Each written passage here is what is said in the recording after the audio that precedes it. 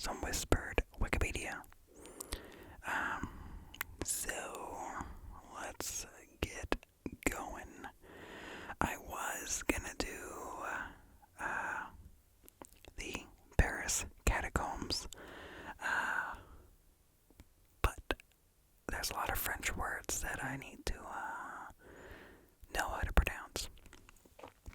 So one day I'll do that, but not right now. Instead, we are going to read about Will O' the Wisp.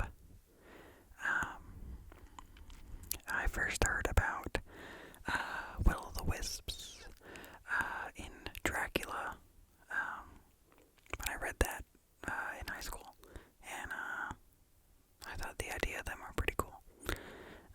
Spooky. So,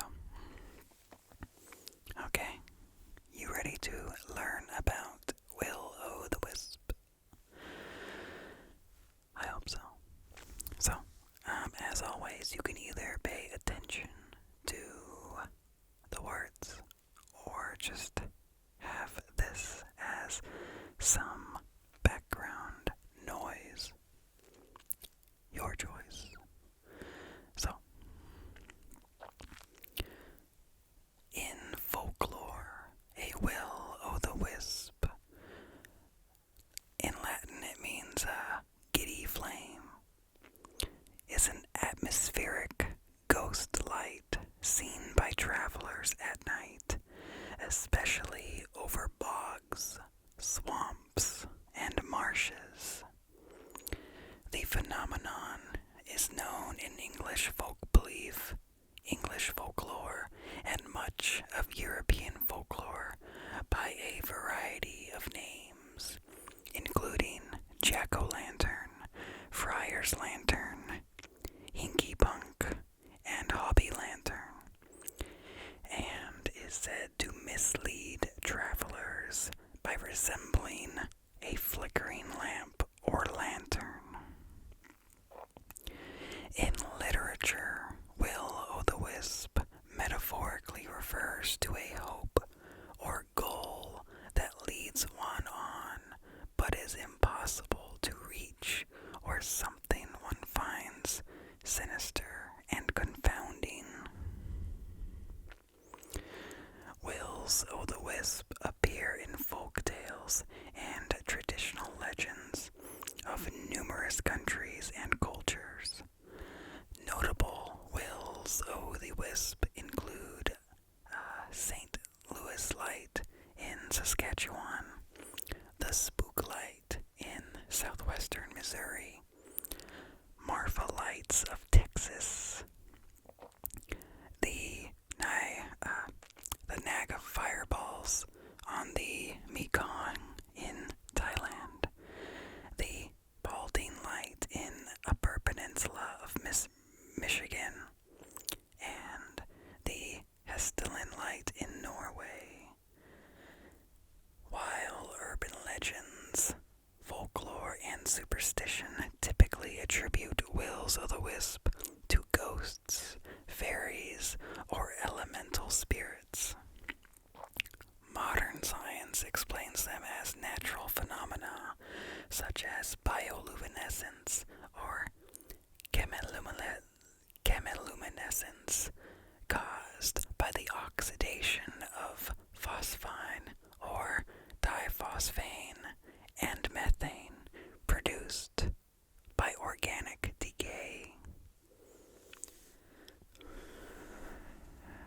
So, etymology. The term will o' the wisp comes from wisp, a bundle of sticks or paper sometimes used as a torch, and the name will, thus meaning will of the torch. The term jack-o'-lantern, jack of the lantern, originally referred to a will o' the wisp. In the United States, they are often called spook lights, ghost lights, or orbs by folklorists and paranormal enthusiasts.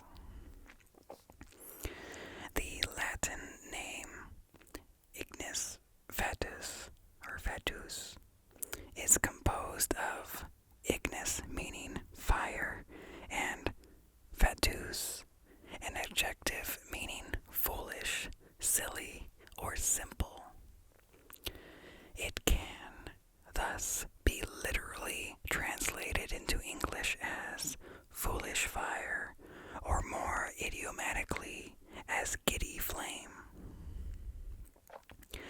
Despite its Latin origins, the term ignis fatuus is attested in antiquity, and what the ancient Romans called the will-o'-the-wisp may be unknown. So, folklore. Folk belief attributes the phenomenon to fairies or elemental spirits, explicitly in the term hobby lanterns, found in the 19th century Denham tracts. In her book, A Dictionary of Fairies, K.M. Briggs provides an extensive list of other names for the same phenomenon, though the place where they are observed, graveyards, bogs, etc., influences the naming considerably. When observed in graveyards, they are known as ghost candles, also a term from the Denham tracts. The names will-o'-the-wisp and jack-o'-lantern are used in etymological folktales recorded in many variant forms in Ireland, Scotland, England, Wales, Appalachia, and Newfoundland.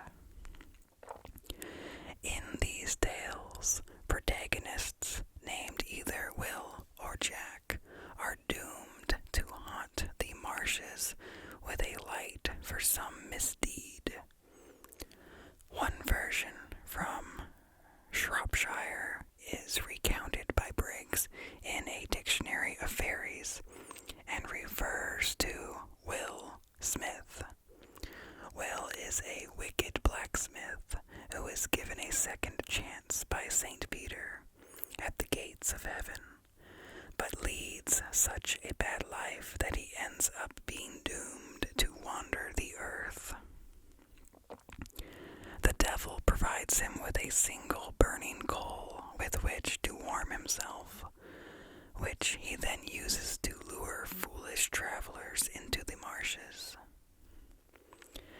An Irish version of the tale has ne'er-do-well named Drunk Jack or Stingy Jack, who, when the devil comes to collect his soul, tricks him into turning into a coin so he can pay for his one last drink. When the devil obliges, Jack places him in his pocket next to a crucifix, preventing him from returning to his original form. In exchange for his freedom, the devil grants Jack 10 more years of life. When the term expires, the devil comes to collect his due, but Jack tricks him again by making him climb a tree and then carving a cross underneath, preventing him from climbing down. In exchange for removing the cross, the devil forgives Jack's debt. However, no one as bad as Jack would ever be allowed into heaven, so Jack is forced upon his death to travel to hell and ask for a place there. The devil denies him entrance in revenge, but grants him an ember from the fires of hell to light his way through the twilight world, to which lost souls are forever condemned. Jack places it in a carved turnip to serve as a lantern. Another version of the tale is Willie the Wisp, related in Irish folktales by Henry Glassy. Sidna by Peter Lager is yet another version, and also the first modern novel in the Irish language. Okay, in the Americas, Mexico has two equivalents as well. In one, they are called brujas, witches. Folklore explains the phenomenon to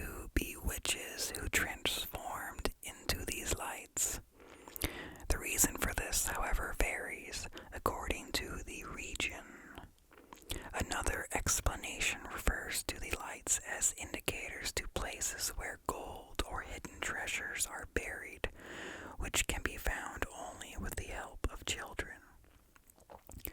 In this one, they are called luces del dinero, money lights, or luces del tesoro, treasure lights.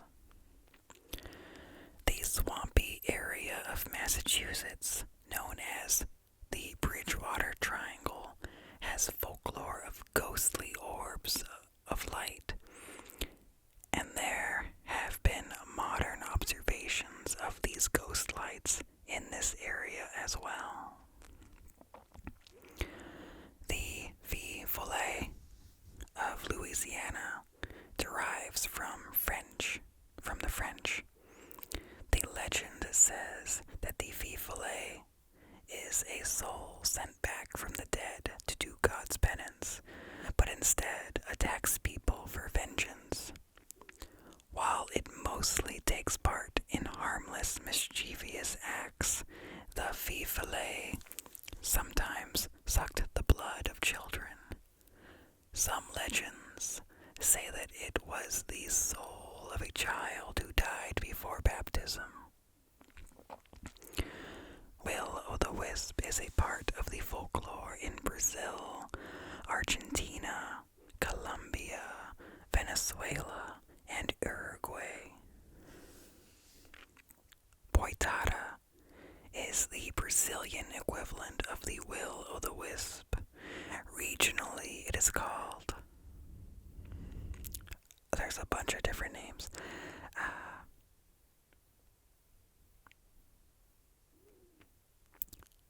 It has many regional names. The name comes from the old Tupi language and means fiery serpent. Its great fiery eyes leave it almost blind by day, but by night it can see everything. According to legend, Boitada was a big serpent which survived the Great Deluge, a Boigaku,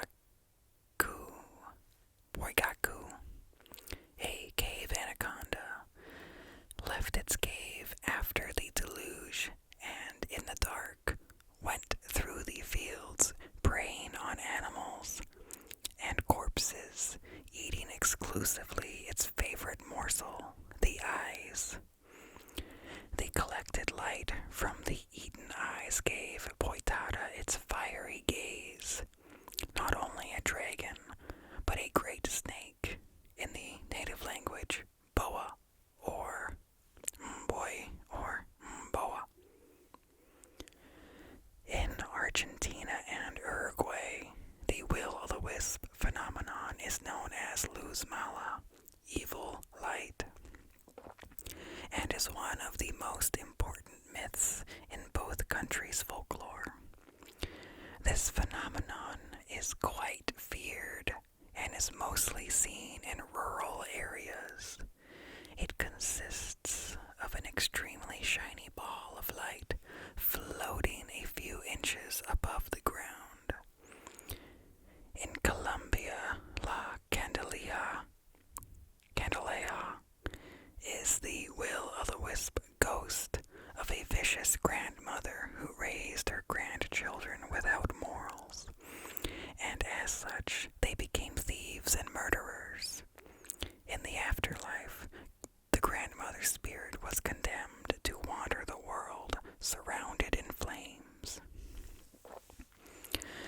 In Trinidad and Tobago, a Soikoyant is a fireball witch. That is literally a witch that takes on the form of a flame at night. This spirit is, like the other versions, evil. It enters homes through any gap it can find and drinks the blood of its victims. Okay, in Asia,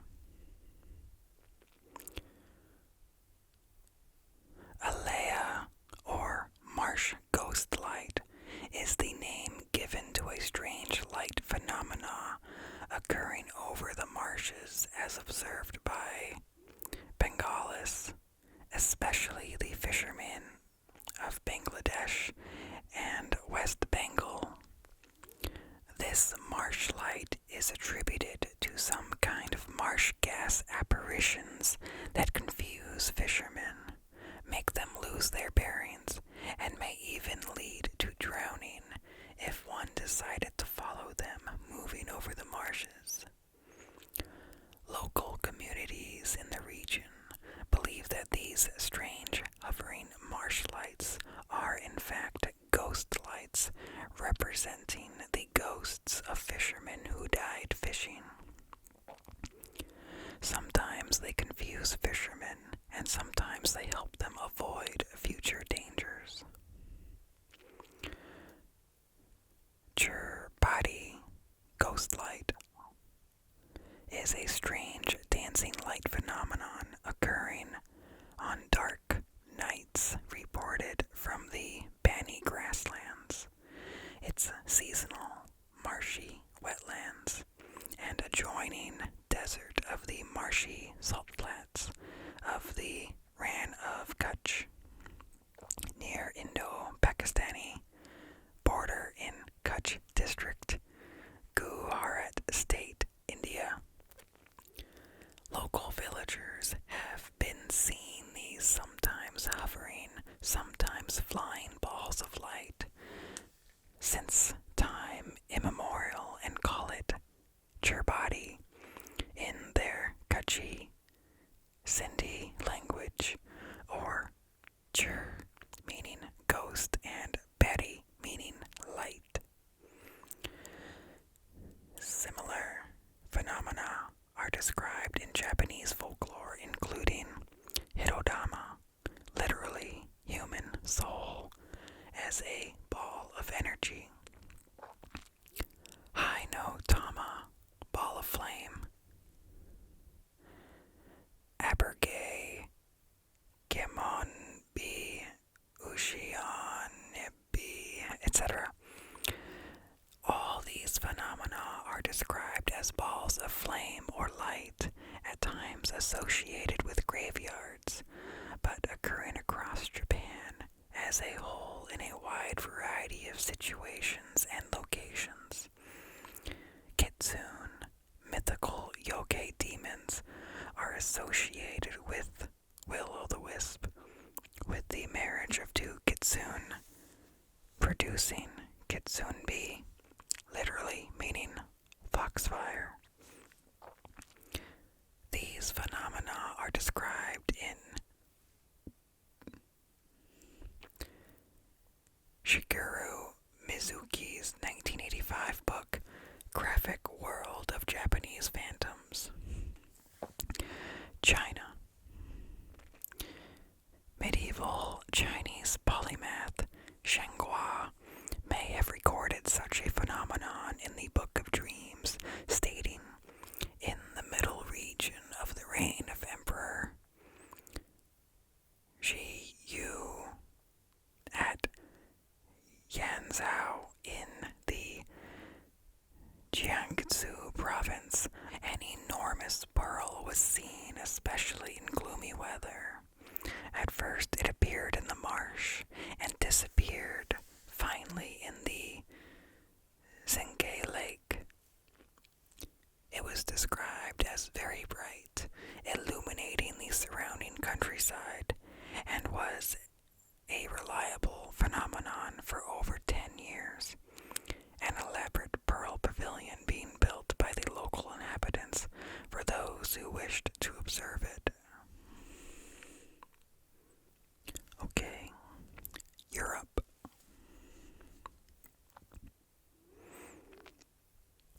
In European folklore, these lights are believed to be the spirits of the dead, fairies, or a variety of other supernatural beings which attempt to lead travelers to their demise. Sometimes the lights are believed to be the spirits of unbaptized or stillborn children, flitting between heaven and hell. In Sweden, The will-o'-the-wisp represents the soul of an unbaptized person trying to lead travelers to water in the hope of being baptized. Danes, Finns, Swedes, Estonians, Latvians, Lithuanians, and Irish people, and amongst some other groups, believed that a will-o'-the-wisp also marked the location of a treasure deep in ground or water, which could be taken only when the fire was there. Sometimes magical tricks and even dead man's hand were required as well to uncover the treasure. In Finland and several other northern countries, it was believed that early autumn was the best time to search for wills-o'-the-wisp and treasures below them. It was believed that when someone hid treasure in the ground, he made the treasure available only at the St. John's Day and set the will-o'-the-wisp to mark the exact place and time so that he could come take the treasure back.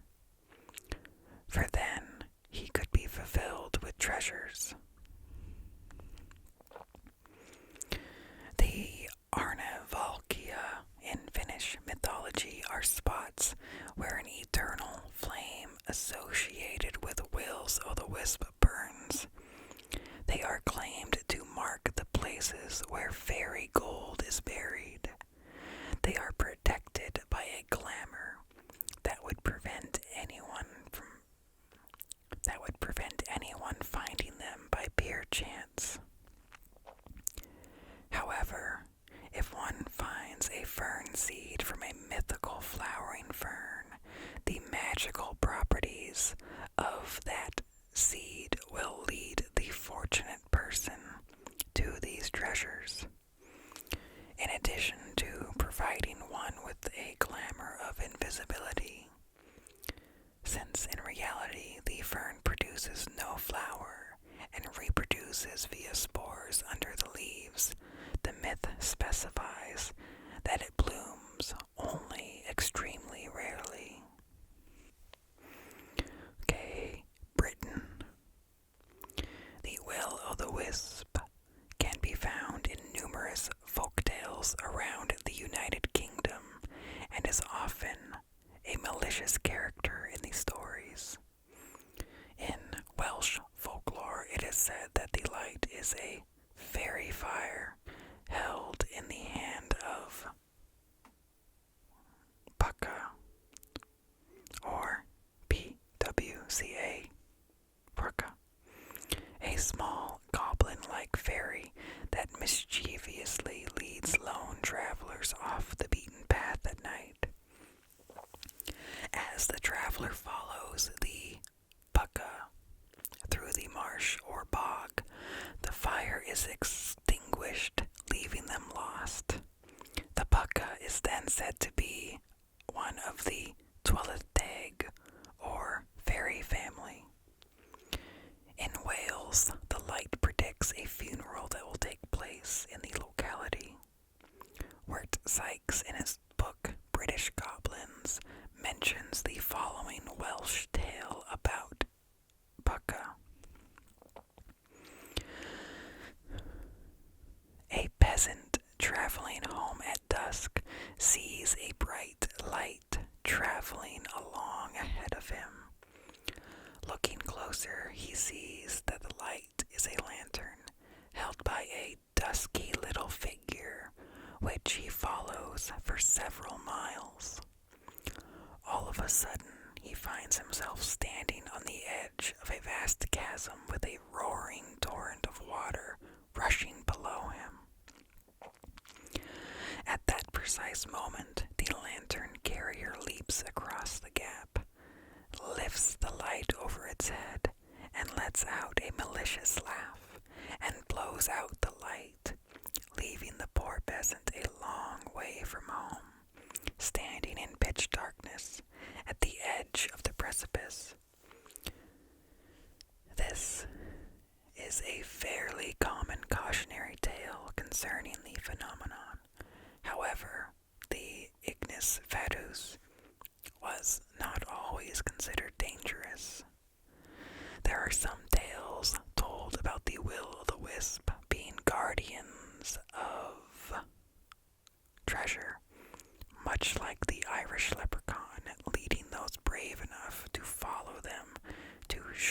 witches. Other stories tell of travelers getting lost in the woodland and coming upon a will-o'-the-wisp, and depending on how they treated the will-o'-the-wisp, the spirit would either get them lost further in the woods or guide them out. Also related, the pixie light from Devon and Cornwall is most often associated with the pixie, who often has pixie-led travelers away from the safe and reliable route and into the bogs with their glowing lights. Like poltergeist, they can generate uncanny sounds. They were less serious than their German kin, frequently blowing out candles on unsuspecting courting couples or producing obscene kissing sounds, which were always misinterpreted by parents. Pixie light was also associated with lambent light, which the Old Norse might have seen guarding their tombs. In Cornish folklore, pixie light also has associations with gold pixie. A gold pixie is a pixie that has taken the shape of a horse and enjoys playing tricks such as neighing at the other horses to lead them astray. In Guernsey, the light is known as the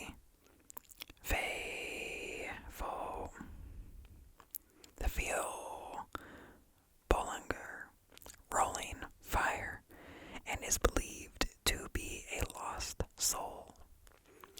On becoming confronted with the specter, tradition prescribes 2 remedies. The first is to turn one's cap or coat inside out. This has the effect of stopping the Fio Bollinger in its tracks. The other solution is to stick a knife into the ground, blade up. The Fio, in an attempt to kill itself, will attack the blade. The will-o'-the-wisp was also known as the spunky in the Scottish Highlands, where it would take the form of a link boy, a boy who carried a flaming torch to light the way for pedestrians in exchange for a fee, or else simply a light that always seemed to recede in order to lead unwary travelers to their doom. The spunky has also been blamed for shipwrecks at night after being spotted on land and mistaken for a harbor light. Other tales of Scottish folklore regard these mysterious lights as omens of death or the ghosts of once living human beings. They often appeared over locks or on roads along which funeral processions were known to travel. A strange light sometimes seen in the Hebrides.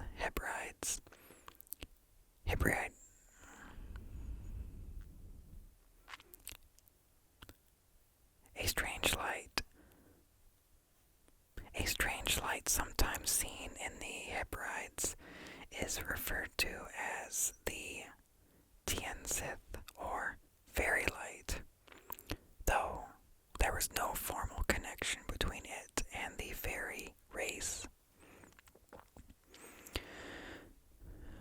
Oceania. The Australian equivalent, known as the Min-Min light, is reportedly seen in parts of the outback after dark. The majority of sightings are reported to have occurred in the Channel Country region.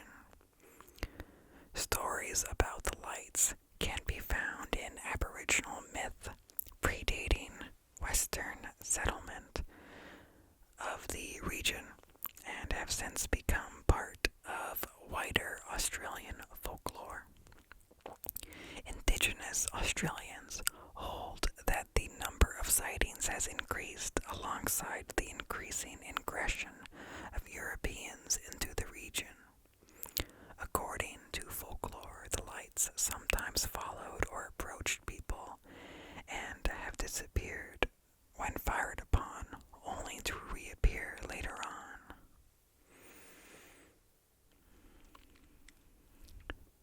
So,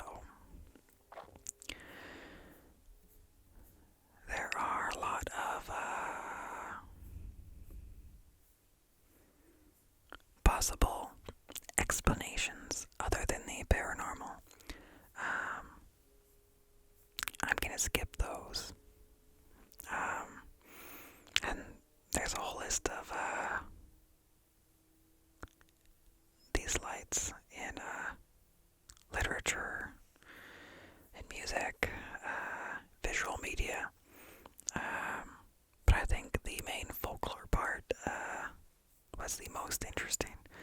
And also, I'm just so out of breath with these whispers. So, I'm gonna end it there. But if you want to learn more about the possible explanations for Will O' the Wisp, go to the Wikipedia page. And, yeah. And, in the literature, you'll also see, in Lord of the Rings, in J.R.R. Tolkien's work, The Lord of the Rings, Wills o' the Wisp are present in the dead marshes outside of Mordor. When Frodo Baggins and Samwise Gamgee make their way through the bogs, the spindly creature Gollum tells them not to follow the lights, meaning the Wills o' the Wisp. He tells them that if they do, they will keep the dead company and have little candles of their own.